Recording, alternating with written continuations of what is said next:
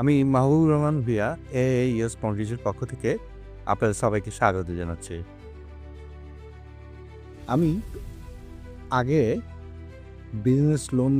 Business লোনের cash flow নিয়ে একটি ভিডিও বানিয়েছিলাম।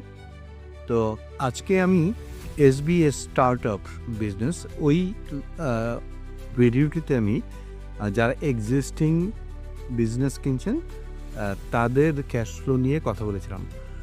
আজকে আমি কথা বলবো এসবিএস স্টার্টআপ লোনের ক্যাশ ফ্লো নিয়ে। তো যাই হোক, ধরুন আপনি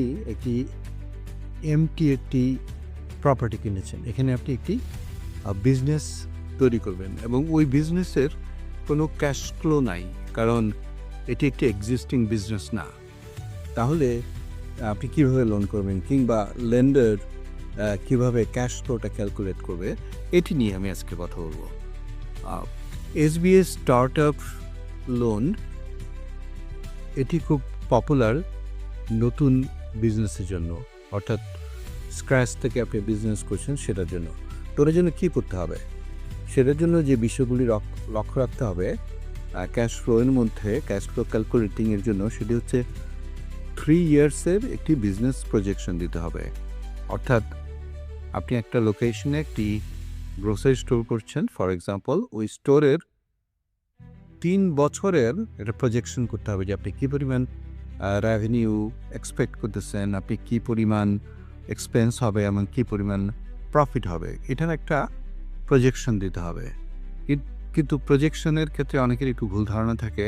যেমন প্রজেকশন হচ্ছে একটা very thoughtful, logical, calculative number. অর্থাৎ আপনার মাসে কত টাকা সেল হবে ওইখানে, সেটি আপনি ওখানে দিবেন।